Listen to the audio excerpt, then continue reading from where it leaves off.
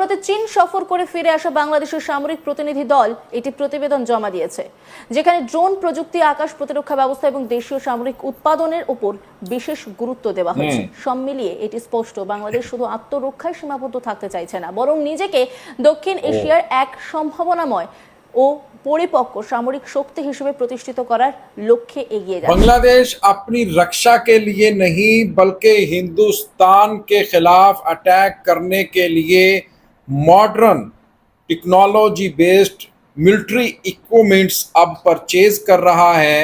J-10C, ये वही J-10C जिसने राफेल को दोस्तों गिराया।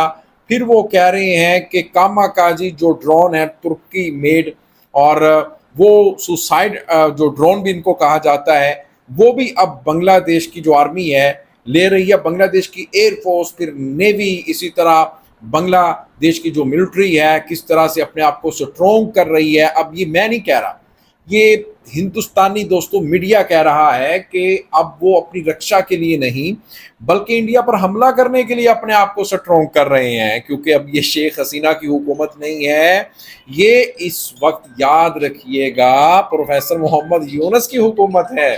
अस्सलामुअलैकुम दोस्तों, আমি এহসান খান আর আপনারা দেখছেন এহসান খান ইউটিউব চ্যানেল। আশা করি আপনারা সবাই ভালো আছেন। बांग्लादेश अपने लिए नहीं भाई, अपनी रक्षा के लिए नहीं, अपनी हिफाजत के लिए नहीं, बल्कि हिंदुस्तान के ऊपर हमला करने के लिए इतने बड़े बड़े वेपन्स ले रहा है।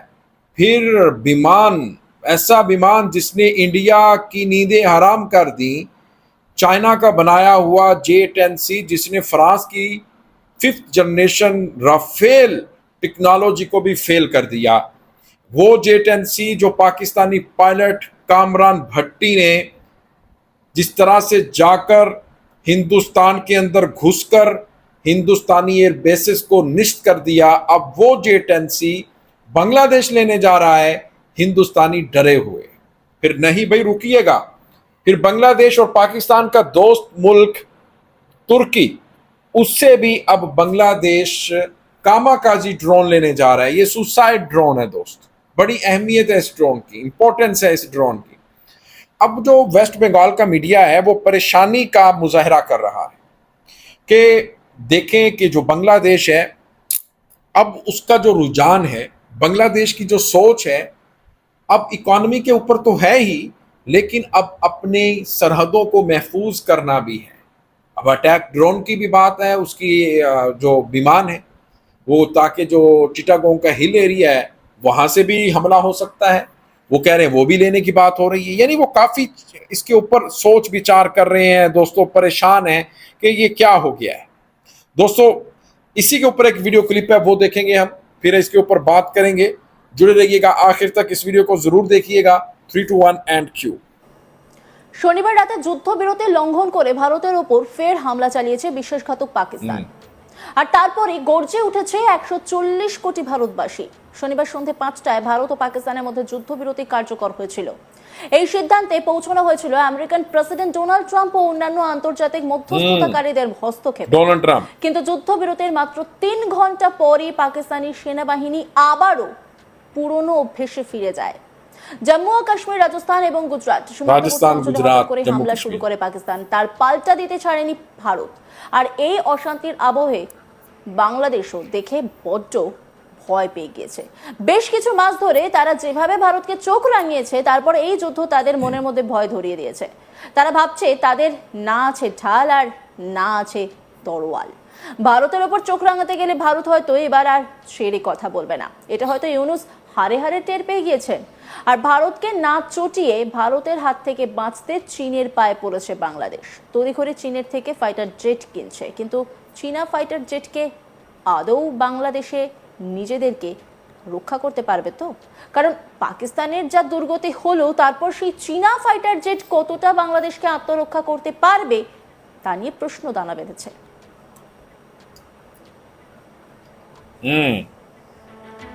फाइटर जेट नींदें उड़ गई हैं इंडियन की। Well done Bangladesh. JF-17 हो, F-16 हो या फिर J-10C हो, इन्होंने इंडियन अंधभक्तों की नींदें उड़ाकर रख दी हैं, जिस तरह से पाकिस्तान ने इनको धूल चटाई है, नाको चने चबवाए हैं।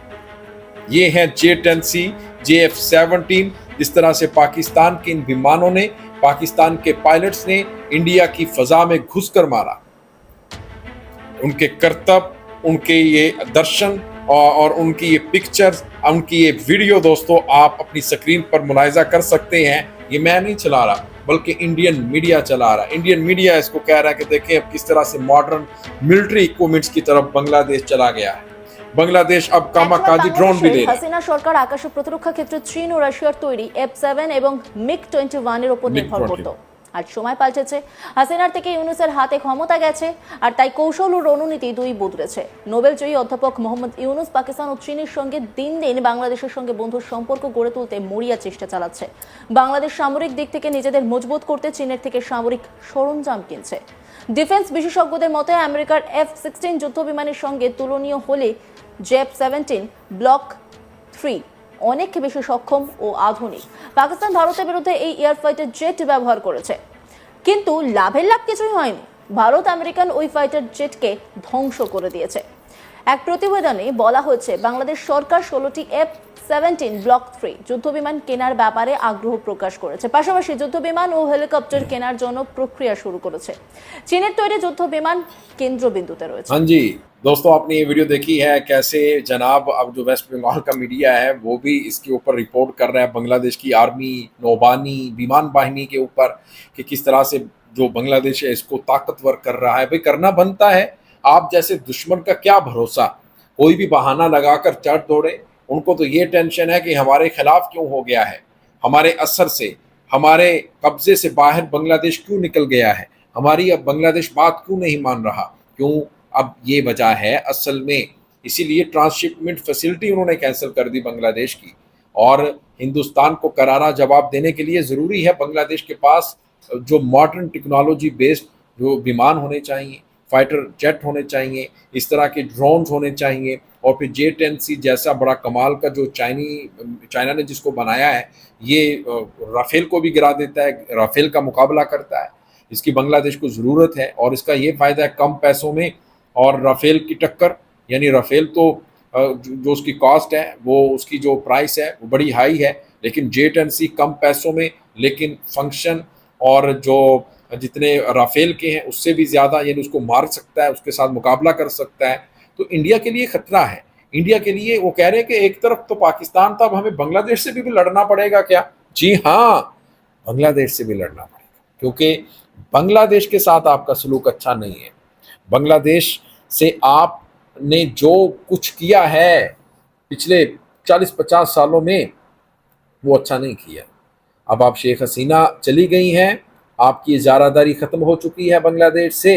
अब आप अपनी फ़िक्र करो मोदी जी, गोदी मीडिया जी। दोस्तों आपका क्या कहना है इस वीडियो के बारे में बताइएगा कमेंट सेक्शन में। मिलेंगे आपसे नेक्स्ट वीडियो में, तब तक के लिए अल्लाह हाफिज़।